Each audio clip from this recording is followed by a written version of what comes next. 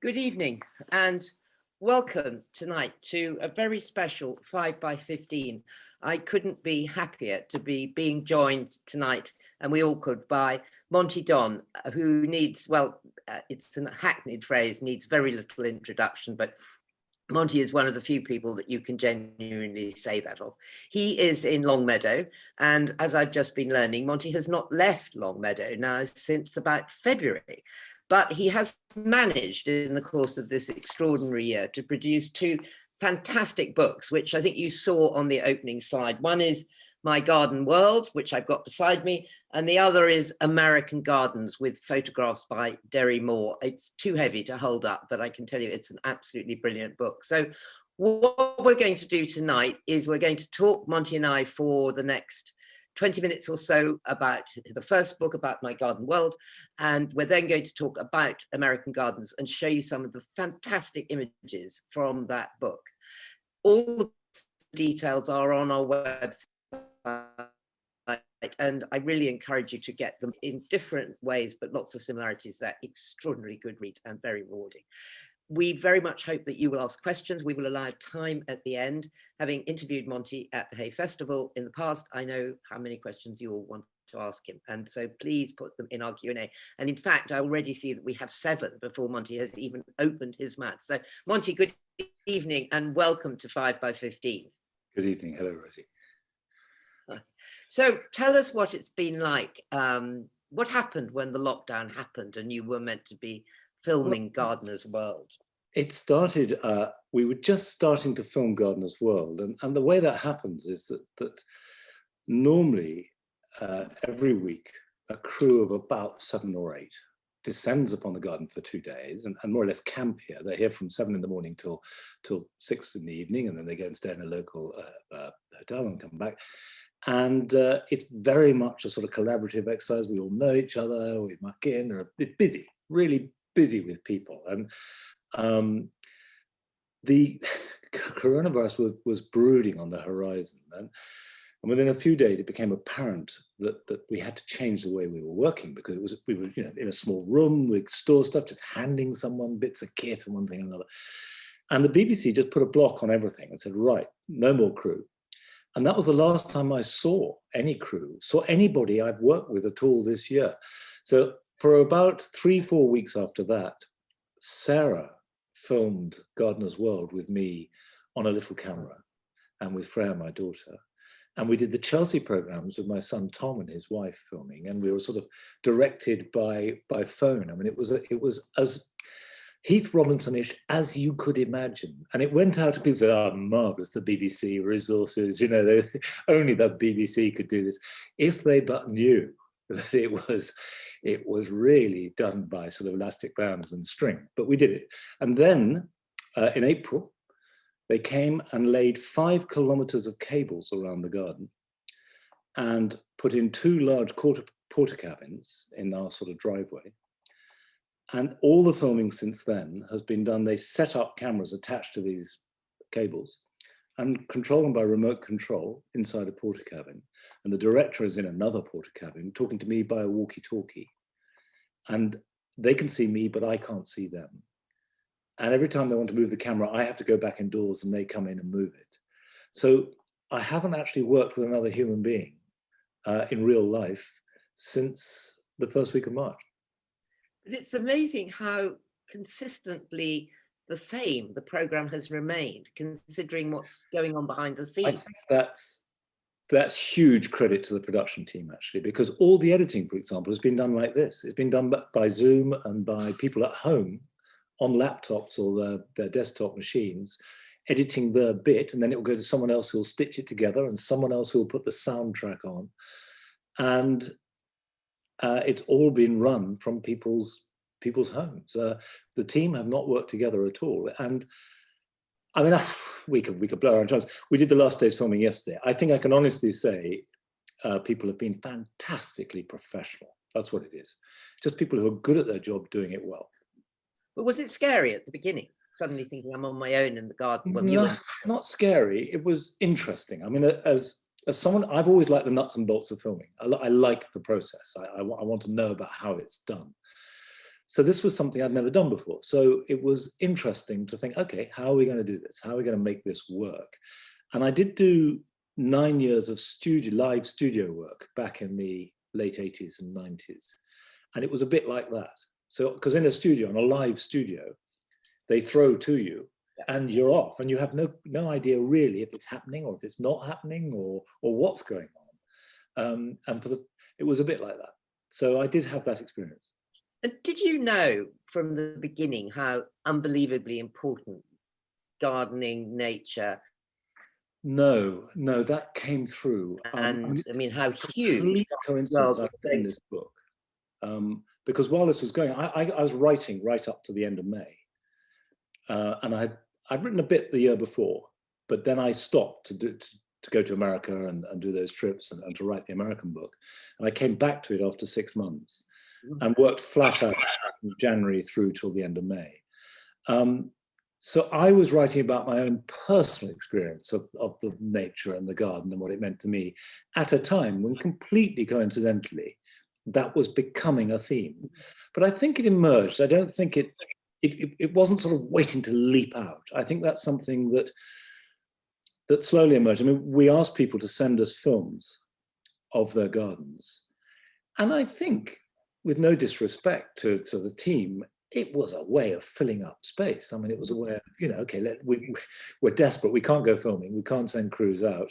Why don't we get people to send stuff into us? And that's an extra 5 minutes of time. Because as you know, it's all about filling the pages all the time. And in the end, something is better than nothing, whatever it is. And you make it work. And very quickly, I mean, within the first day, we realized that something special was coming through.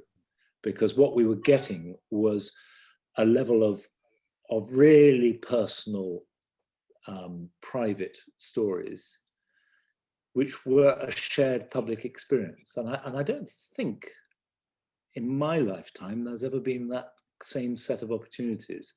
And also, if you remember, April and May were the most glorious months. They were the best spring I can ever remember. And there were no noise, there was no traffic, there were no planes. I mean, that was a huge difference. So, and it coincided when birdsong was at its best. So endlessly people saying, I can hear the birds. I can sit in my garden in the middle of the day and listen to the birds. And that's the first time I've ever been able to do that. And also the whole approach to a garden changed, because I think for most people, gardening, however much they love it, is something that they fit around the rest of their lives. You do it at evenings and weekends, and you mow the lawn and people come and you tidy up and you sort of rather resent the fact you can't spend more time, but the relationship is always slightly pressurized and curtailed. For the first time, that went. People could spend all day in the garden if they wanted to. They could sort of not do it not one day because they know that they could do it the next day. And that freedom of choice, the relationship of time and slowness and just letting it happen, was a brand new experience. And so it became apparent very quickly that all these things were coming in on these little filmed on the phone. I mean, that's another thing, technology. 5 years ago even, there wasn't the technology to do that. They were very touching, the films. I mean, I could have watched them endlessly for hours. And I will always remember the man in the attic with all the garden, the house plants. I mean, in that extraordinary jungle he created, and wonderful scenes of people's children learning how to grow things, and the pride in that. I think that was, the children very clearly. And also there was a marvelous film of somebody who was 96 and saying, I'm doing it like this, and if people don't like it, I don't care, because I'm 96 and I can do whatever I like. And there was this sense that I think what came through in that was at a time when it was anxious, there were people, there was real death and real suffering and real fear. There was a sense of joy and engagement and life and hope coming through from these little films, whether it was from small children or for people who are too old to be worried by this sort of thing. It's and I think for most of us who are in the middle of that, you thought, yes, that's the right attitude. That's exactly how we should be living. And did it change the way you wrote Mike my garden the world, that the fact finishing it in the pandemic, did it make it more urgent? No, I think I'd like to say yes, because as though I was responding to it. But the truth is, by the time the pandemic came around, I was so embedded in the book. I mean, books invariably take you over. There is always a stage in a book when it becomes a compulsion and is the single dominant thing in your life. And it's not always a pleasant thing, that. I mean, it's the thing you last think about when you go to sleep. It's the thing you first think about when you wake up. You're talking to someone and really you're thinking about the book. And I had reached that stage by about February. And to be honest, I was sort of in my own little world when I was writing, and often am. I mean, I write in a very hermetic way because it's something that it doesn't feel like it engages with the outside world at all when I'm actually doing it. And for me, books are alive when I'm writing them. Once I've finished them, they die a certain death for me. And then they go to a publisher and a publisher takes them. And then they go to when that's finished, they go out into the world and the world takes it. But take is the operative word. I've lost something at that point. I mean, I've shared it, and I'm not suggesting from it, I don't want to share it, but the actual process of writing is incredibly intense and personal and private and insular. And I don't want any input from anyone, and I don't really want to connect with anyone. So many things I think are completely wonderful about your book, but I think overall what is extraordinary is that when you grow up in this country, or indeed maybe when you're grown up, you sort of think that wildlife exists in films about Africa, or that interesting wildlife, that's where it is, and that we don't really have it. And that what you get in your book is the sense that it's absolutely under our noses. And we have I mean, to me, it felt like, what a great disregard. I learned so many things, like about a vole's heartbeat, or why mistletoe grows where it does. I mean, suddenly you bring the stuff that's all around us and that we don't think about very much. You brought it into this extraordinary focus. Well, thank you, because that's exactly what I was trying to do. That exactly explains the reason for the book.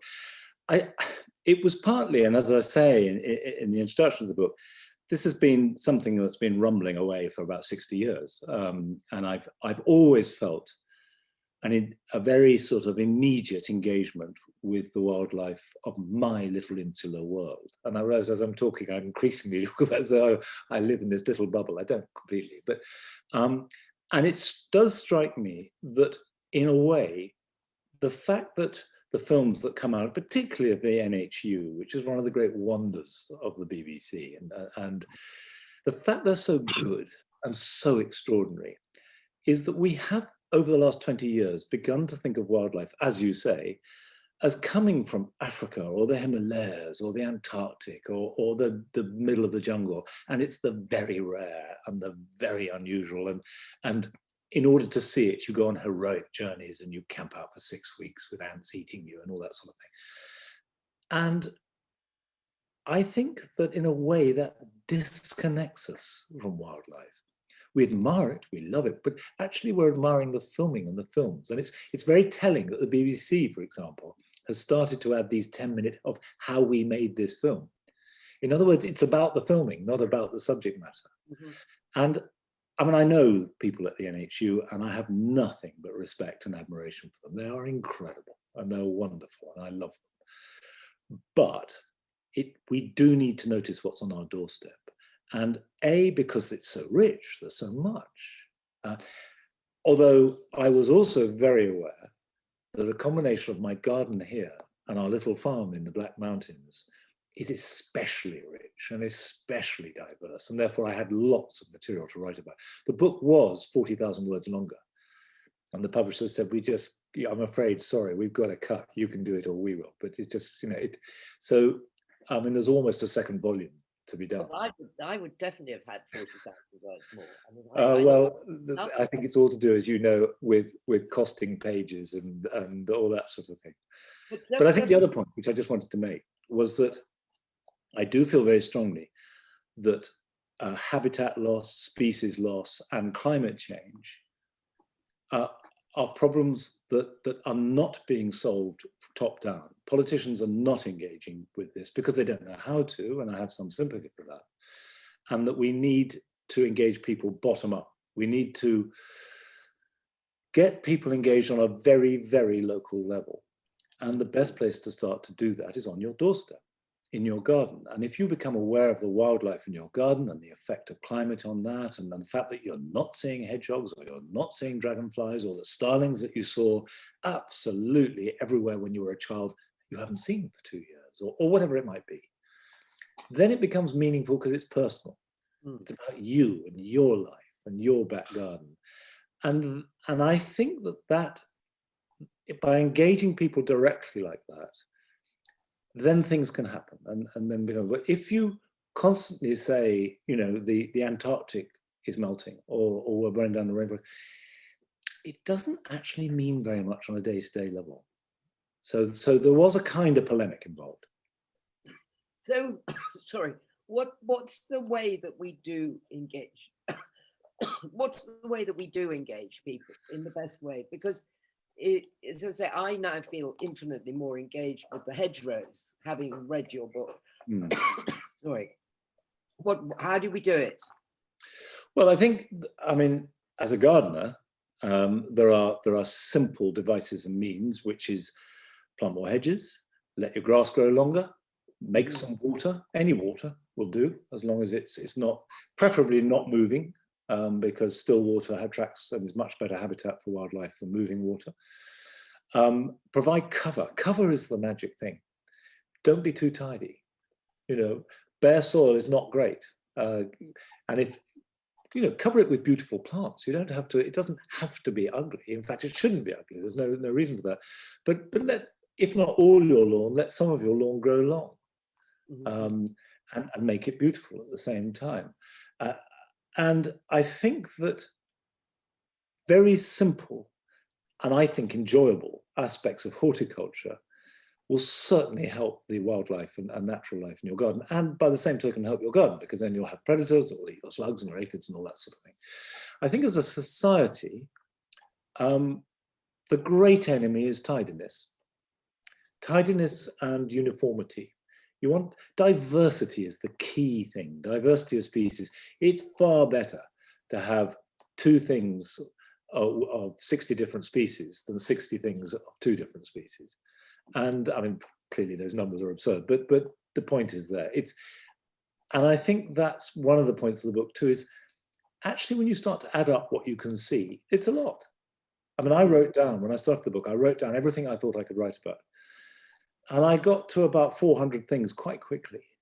If you start to think about it, you think, well, and of course, I'm not a great naturalist. I mean, I'm an interested naturalist, but it's not, you know, it's not my training or my job. So I had to discover quite a lot in order to write about it. And of course, what you end up doing when you're writing a book like that is you think, oh, I'll just look that up about robins. 3 books later, you know, you've spent 4 days reading about robins, and then you can write a paragraph.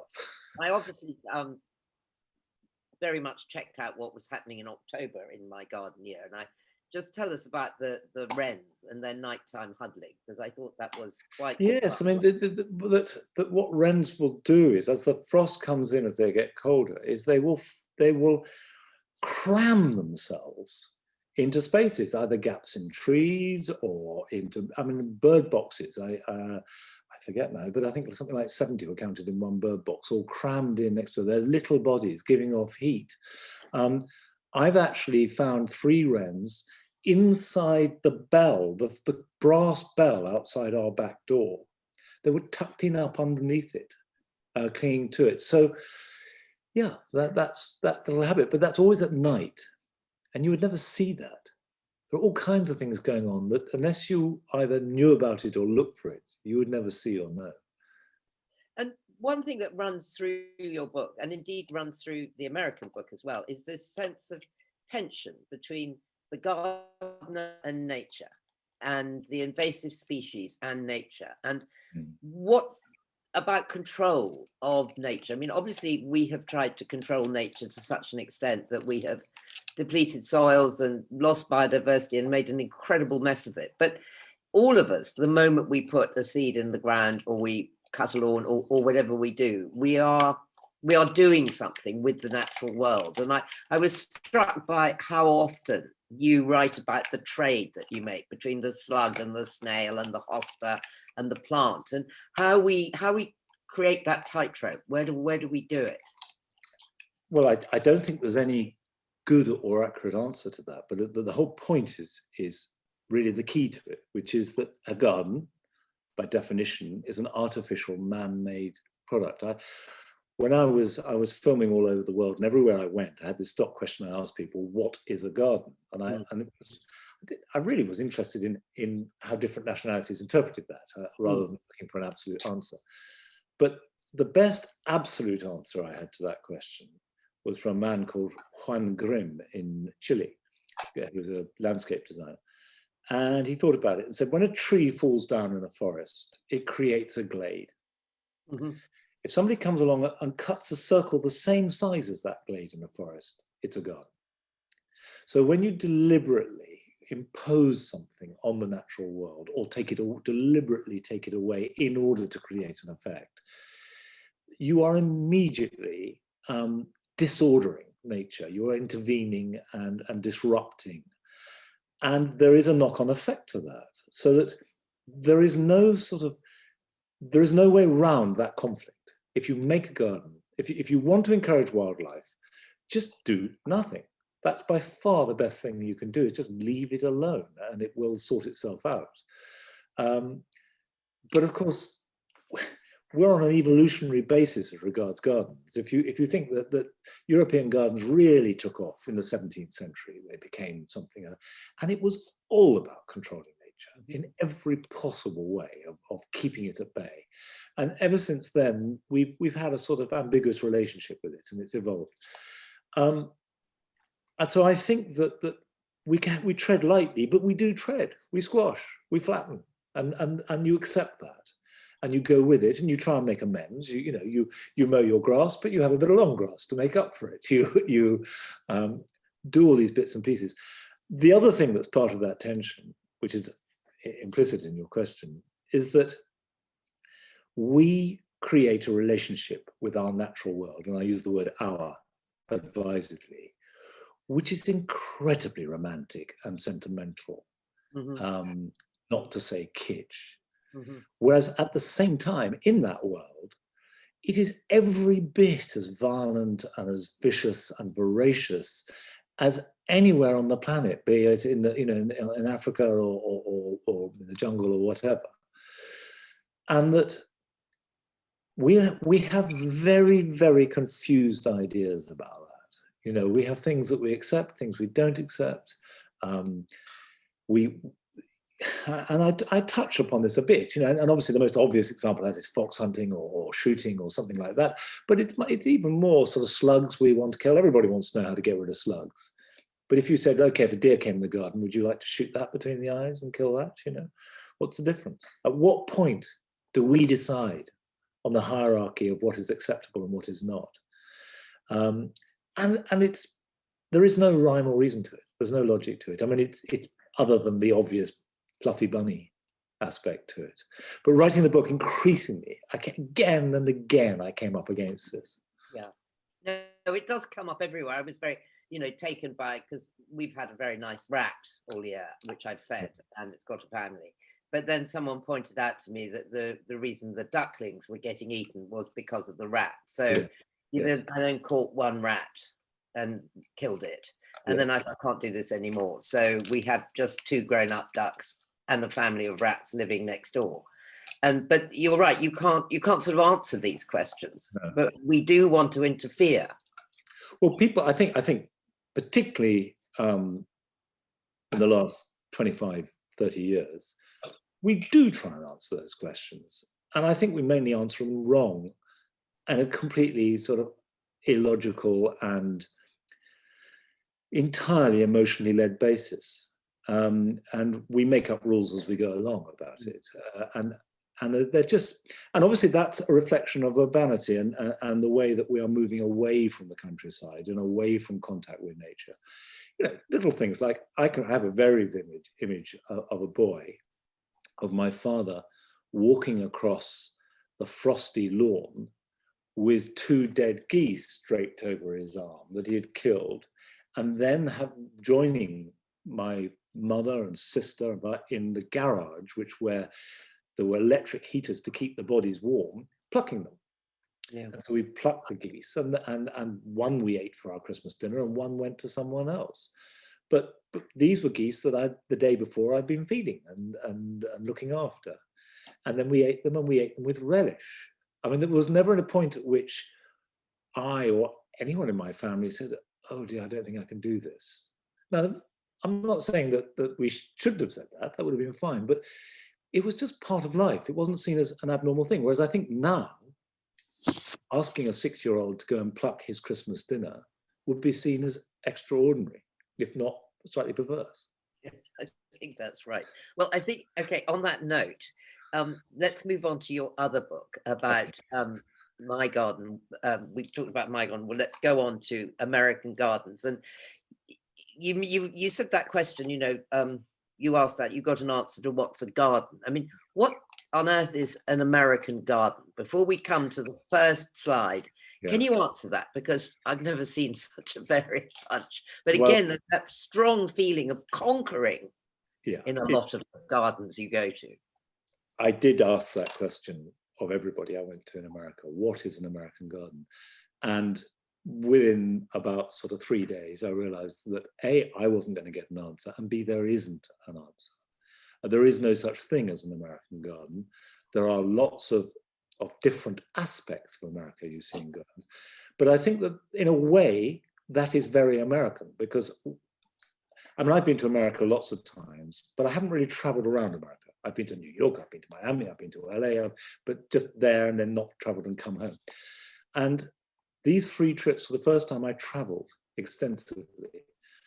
And it's a terrible sort of cliche to even mention it, but the truth is, the thing that impresses you more than else is just how simply enormous America is. It's vast, and its mountains are vast, its deserts are vast, its prairies are vast, its lakes are bigger than our seas, and so on and so forth. So that the bigness of America and its variety is absolutely central. And I think that the fact that all these different gardens, very different, and sometimes sort of at odds with each other, is very American. I mean, we can talk more about there are particular things which I thought were terribly interesting, but generally there is no such thing as an American garden. And the other thing which came across very quickly is that America is very young, and it's evolving, it's making itself up. And, we can all watch from outside with horror at what's going on in America at the moment, but that's part of its evolution. And that happens in gardens too. It's happening fast, and it's interesting, and all kinds of great things are going on, but they're changing as we speak. Okay, well, let's see the first garden out of many that we could have chosen. Right. This is the Nori Garden in Chicago. Yeah. And it's a garden right in the middle of the city, as you can see with the skyscraper, well, a small skyscraper. Why did you pick this one? Well, I'm so glad I did, because I think it is absolutely fantastic. And this picture is just a small part of it. It's because of what we call prairie planting, although it's a version of the prairie. This idea of creating a garden, which is essentially an open field, although it's very carefully divided up, and planted in great drifts using the vernacular of I mean, you can see the coneflowers, the rudbeckias and the echinaceas that belong and originate from the American prairies. And it's right in the middle of Chicago. It's on the edge of the waterfront as part of this larger park. So it is surrounded, it's ringed as a horseshoe by large skyscrapers. So this relationship between the American city and Chicago, I mean, I don't know Chicago, but it was terribly exciting to go there. And then the open prairie as a garden. And it was built on a site that used to be a railway depot. And actually, the Nori Garden, which is about 5 acres, is a roof garden. because there's a multi-story car park underneath it. I mean, you know, immediately we're into extraordinary feats and size and this incredible thing about America. Whatever you think about America, the excitement of, if you want to do it, it can be done. And have they planted it with prairie grass? Is that what you Yes, would I mean, the nature of prairie planting, and it tends to be used what's called matrix planting, is you take certain key plants, which tend to be grasses, and they will be grasses from the prairie, whereas you know, different parts of the world you use different grasses, and they repeat throughout. And then you have other plants that work through that in drifts. And in fact, the day after we filmed there and went there, I flew to Kansas, and I went to a little town about 60 miles outside Kansas, where there was a marvelous prairie garden, which was made out of real prairie, where you have 200-acre fields of these flowers and grasses growing, which are 6 foot tall. They're not little low borders like we think. They're enormous. I mean, it's the scale is just incredible. But most of the prairie has disappeared. I mean, the vast majority has disappeared. So there's a kind of, not irony, because that's the wrong word. There is, as I say, it's evolution. We've ripped up the prairie. We've destroyed the buffalo that they ate it. We've dealt with the indigenous people. We got rid of them. We've plowed up the prairie. Now we're making gardens to remind ourselves of the prairie. And it's rather like the British making cottage gardens to remind ourselves of cottages, you know, or the countryside, little. And the other aspect which I found interesting is that it's not made by an American, it's made by a Dutchman, and Pete Uldorf, who is now regarded in America as a rock god. I mean, he is feted much more than any gardener is in Britain. And this was his first American commission. And it took this idea of being open to outsiders, of immigrants coming in and changing things. It's all part of the American dream. So I think that on many levels, it's beautiful, it's very well looked after, it's open to the public. So lots of people visit it and walk through it, and it's a park and go on their way to work and what have you. It was designed by a Dutchman coming in for the first time. It reminds you of what America has destroyed, which is so much part of modern recreation and life. And yet it's surrounded by this extraordinary cityscape. It's an amazing garden. Well, thank you. Let's go on to the next one, which in a way, which actually couldn't be more different, the Kaufman House. Yeah. I completely love this photograph of Derry Moore. It's absolutely wonderful. He is a terrific photographer, isn't he? He's a wonderful photographer, and I think our fourth book together. And I love traveling with him because he is. We have such a different way of looking at things, so that it's always challenging and always refreshing to work with someone, you know, who's not seeing things quite the same way as you. The whole point about this picture is this house was designed by Nori, I always forget his name, in 1947. And it was designed, Kaufman owned Falling Water, which was Frank Lloyd Wright house. So he had two sort of iconic buildings. And this really epitomizes the Californian dream. It's immediately after the war. And I remember my mother, I mean, it was before I was born, but I remember my mother saying that 1947 was the worst year of her life. And it was the hardest, lowest point of the war, because the war was over. There was nothing to fight for. Rationing was much worse. The weather was unspeakable. No money, no fuel, no food to speak of. Everyone exhausted by the war. And that was life in Britain. And at the same time, this was being built. And the thought of having a swimming pool, and also the way that the house and the outside completely entwined, great big windows, doors open, steps leading in the same material, leading up from the pool into the house, the mountains behind, the sun shining. This was the most idyllic prospect for anybody from Europe looking in. And designed again by a European, by an Austrian. You know, America, California, the place where dreams could become reality. And this was the essential Californian 20th century dream. It's very, very movie star, isn't it? Yeah. like still all is. the It films still you've is. ever saw. I mean, it's still, you know, when I went there, it still feels glamorous and wonderful. Yeah. Okay, on to the next one, which is not really a garden, but I just was so intrigued by what you wrote about the redwoods, actually, and the way they grow and why they grow where they grow. Yeah, well, these are the You have coastal. it in a book of American gardens, but it isn't a garden, is it? No, but I mean, I've never minded that. I mean, I've never really, as you know, I've done a lot of traveling, and I always do try and see landscape, because to me, the relationship between landscape and gardens tells you as much about gardens as anything else. And I'd always wanted to see these.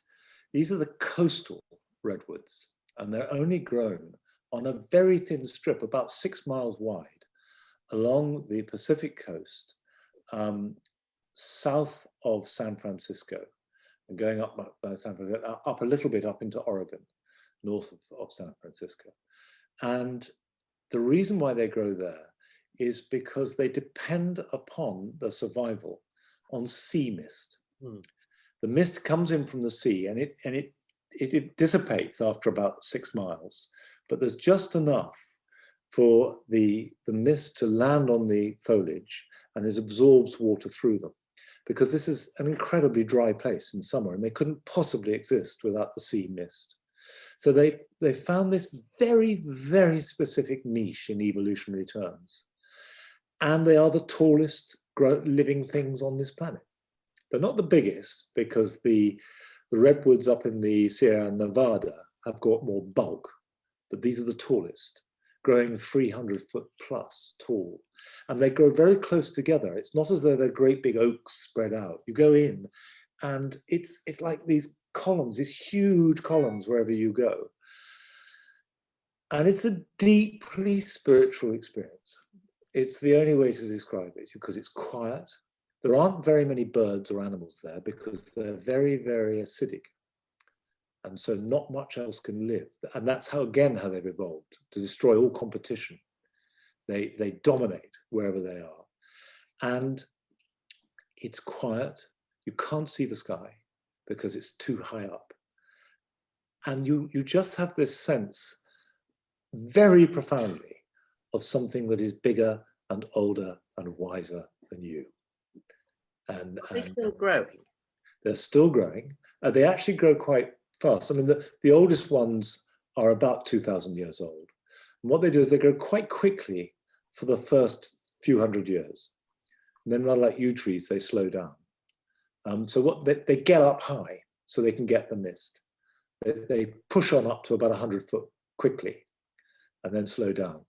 But there are more growing. They were cut down, rather like the prairies, in enormous quantities. And one of the reasons why America is potentially on a kind of environmental ecological crisis is because there was no hint of crisis until very recently. There were so many redwoods. They were so big. They had so much of everything that there was no sense of anything running out.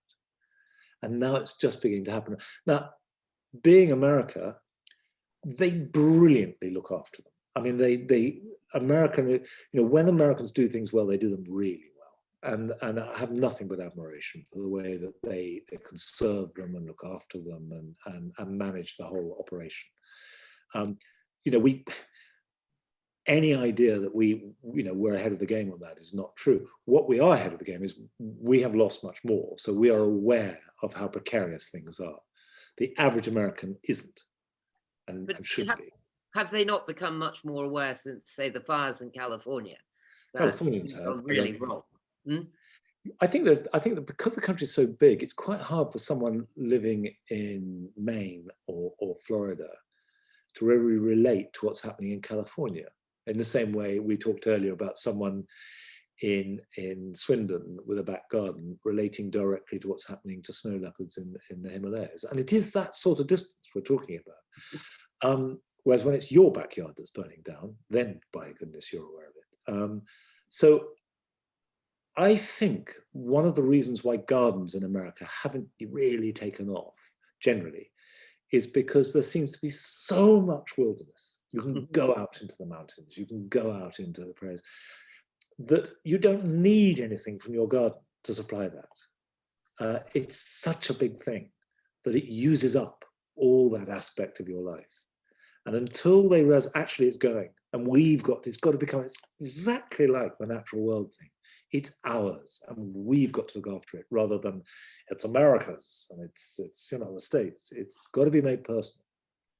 So we're going to go and look at one more garden before we come to the questions, and we've got lots, and I'll start looking at it. Okay. This garden, which is called Viscaya, which is in Miami, is just as over the top and extraordinary as you could get. I mean, this shot on its own is well, quite weird, quite strange. It's very weird, and it's one of those things that I love about America. I absolutely love it, because this, is a house built in Miami, now looking across to modern Miami, but back then sort of well away in a more remote part. And you are meant to approach by sea, so it's like coming into Venice. It looks like a stone barge where you would alight, and then a little boat will bring you across to the water. The whole thing is built in a swamp. It was technically very difficult, enormously expensive, and could much more easily have been built on higher ground, but that wasn't what they wanted. And built by an industrial millionaire whose family had more or less invented the combine harvester.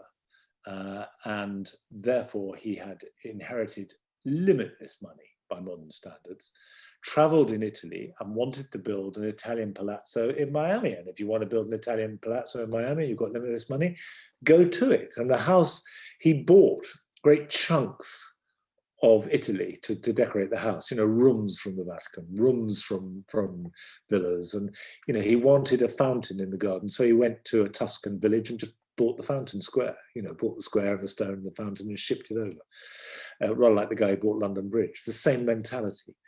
And so this is American brashness, the incredible sort of can-do engineering spirit. You could see it as being a bit tacky, but actually, I like it for its exuberance, for the fact that it's not trying to hide the fact that it's fake. It's not a Renaissance Italian villa. It's a copy, and it's a good one.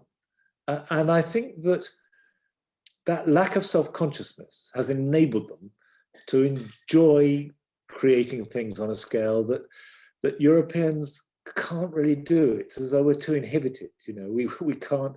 It's and bearing in mind that this was of its time. This is. I need to remind myself of the dates. This is sort of before the First World War, just at the beginning. I need to look back up. I mean, I worked between 1914 and 1923. It took 1,000 people to make it. And this was really the peak of American wealth. It's when the Carnegies and the Rockefellers and people have made their money at the end of the 19th century, and then their offspring were spending it. And it was built on a mangrove swamp. Swamp. More difficult. Drain it, and also to his credit, he wanted to use local materials. He wanted to be true to the swamp. He didn't want to destroy it. He wanted to incorporate into it. And the original setup at Viscaya had a farm. It had a village for employees. It had a huge vegetable garden. It was completely self-sufficient in Florida, in that climate. And he was only there a few years, and then he died. Gosh, yes. Well, that's very sad. Do you think a garden like that has any influence on American gardeners, or do you think it's just a complete one-off? No, I don't actually. I don't. I think that it's a show. I think that's the other thing to remember about America. They love a show, performance, showtime. And a lot of the bigger gardens are a performance. They're a show. And I think the most telling aspect of American gardens is actually their suburban gardens with the lawns going down to the street, which to us looks so odd. having no hedges or fences or demarcation of territory. And that was explained to me that there was a book published in the early years of the 20th century telling people how to behave as good citizens, particularly in the suburbs and in the edge of towns. Because what one has to realize is that as America was settled and the frontiers were broken and people were coming in from all over the world, it was a complete hodgepodge and melting pot, and no one quite knew where people came from, what languages they spoke, what their background was, how they had earned their money. And that above all, respectability within the context of your neighborhood was really important, much more important than privacy. And so that by having an open lawn down to the street, you were saying, I'm open, I'm hiding nothing, I'm one of you, I'm one of us. And actually, even to this day, there are laws prohibiting fences too close to the sidewalk. You know, you can't. Really nice.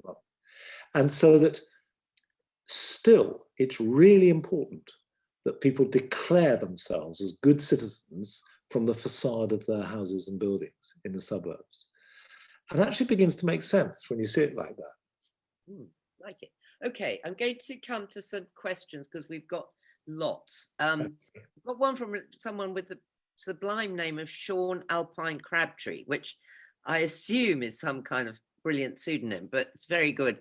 He says, is there a part of Long Meadow that represents you more closely than any other? It's a very good question. Well, in a sense, the jewel garden, because it's so connected to the jewelry business that Sarah and I had, and sort of goes back to 1981 when we started it. And was involved, there was a lot of, it was a big chunk of our lives and quite a dramatic chunk at that. And so that's very personal. But in some ways, I'd say the orchard with the fields around it. But it's a good question because I've never really thought of it. Because it's so much mine, and I've planted everything, and Sarah and I have done everything. I feel the whole thing is a construct. But I would say, by the same token, that if I was to do it again tomorrow, I'd do it completely differently. It doesn't feel, what you're seeing is not the sort of ultimate picture of me. It was something that I made and did, and am vaguely making. But if I was to do it again, I wouldn't do it the same. I'm not quite sure how I'd do it, but it would be different because I'm doing. Stephen Rogers asks, have you got a definitive, clear and fixed end vision for Long Meadow, or is it very fluid?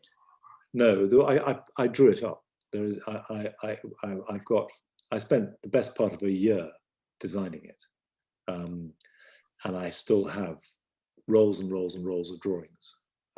So that the structure, the basic hedges and plans and shapes were all planned and measured and marked out and then planted accordingly. We've added to it, but as much as anything else, because of the demands of television, this sort of insatiable appetite for new material. So that has driven it quite a lot. But no, I mean, to me, the garden is like a sort of, I don't want to be pretentious about it, but it's like a painting. There's only a limit to how much you can go on working a painting. You do it, and then you move on. People will be surprised at how unemotionally attached I am to it now. I am attached to it emotionally, but I wouldn't mourn selling it and making another garden. That's interesting. So is that what you're doing at the Vision, at the farm? Yes, I mean, I'm making another garden there at the farm, and have been for the last 15 years, which is completely different. I mean, as different as a garden could be. And I enjoy that as much. It's rather like writing. The making of a garden is by far the best bit of it to me. Having made it, of course, you have to look after it, and it changes. It changes all the time. But naturally, all gardens do. But that's not the exciting bit. I never sit in the garden and think, wow, I've done this. It's there and we move on and I deal with what's happening today. I'm getting it, time is running out, but I could feel I could easily tackle another big project and would be very happy.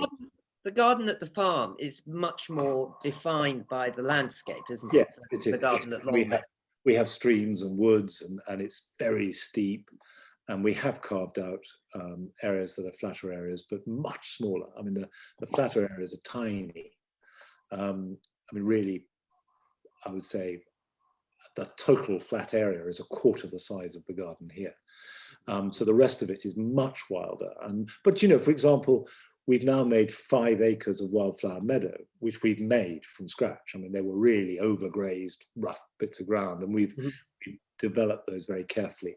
I've planted thousands of trees. I've cleared streams and I've cleared hillsides and that sort of thing. So the work is very different. It's on a bigger scale. It's sort of chainsaws and tractors as much as it is hose and trowels.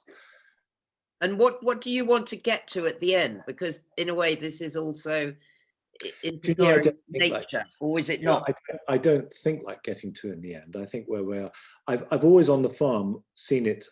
I mean, I don't know if people are familiar with the whole concept of the fermone, which was this idea of a farm that was designed to be a sort of, you walked around it admiring different views. So there are walks in the farm, distinct routes that I keep open and clear, where there are views, but the views, it's not a garden. I mean, there are views of the landscape, and I will prune trees so that it shapes those views.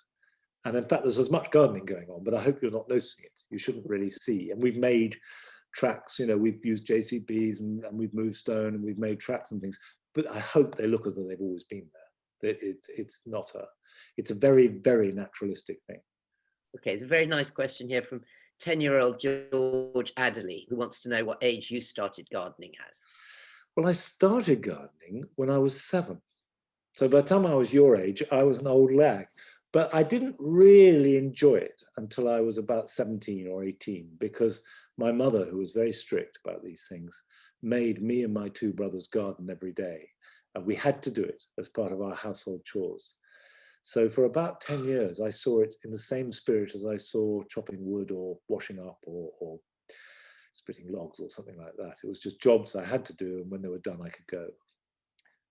Okay, so Steffi has said, you've spoken and written before about the importance of the garden and nature for all our mental health, which I agree with.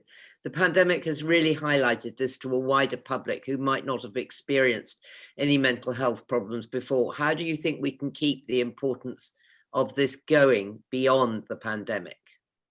Well, I'm glad you've raised it, because it is very important, and it was important long before the pandemic raised its ugly head. And I think certainly there are all kinds of things going on in that field, and I'm involved in some of them. Lots of people are working on this. It's becoming acknowledged and recognized as being really important. And our gardens and our relationship with the natural world and with mental health. So there is good work being done on it. And obviously there's a lot more we need to do. One of the ironies about this is that most people now will agree that gardening, gardens, and being outside is good for our mental health and our well-being. But there's been very little research on it. I mean, a fraction of the research that it has on other things. Actually, how? Why? Because medically and scientifically, it's not quite good enough to say, oh, it makes you feel good.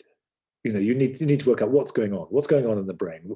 And a lot of this work, the work that has been done, is fascinating because, for example, there's real evidence that just breathing in soil, the smell, actually feeds you bacteria that improves serotonin levels.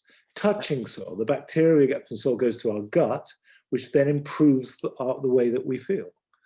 So it's not an airy-fairy thing. It's actually, there's a lot of physiology as well as psychology going on. So that work is taking place. The COVID has come along at a very bad time because Oxford University is undertaking a big project, and obviously that's been made almost impossible to pursue at for the last year.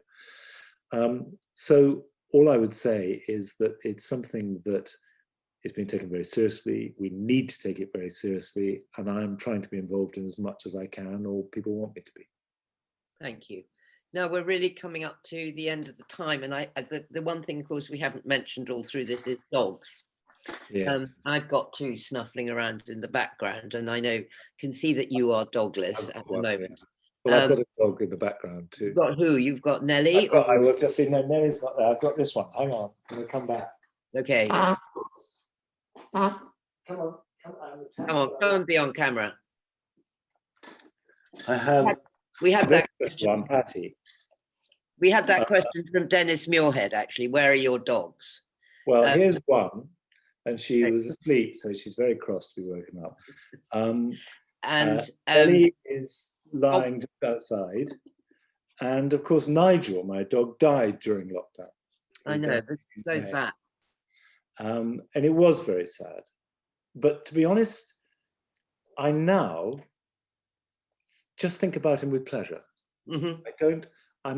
I don't grieve for him at all now. I just think how great it was. You know, what an extraordinary thing to have a dog that was loved by millions. How odd is that, and how wonderful. And you know, I remember getting on a plane in the Midwest last year, and the chap took my ticket as, you know, I was going back to Broadway, and I said, "Hey, where's your dog?" And just thinking, how does he know about Nigel? And he'd watched it on some sort of YouTube-y thing or whatever. But honestly, wherever I went around the world, people asked me about Nigel.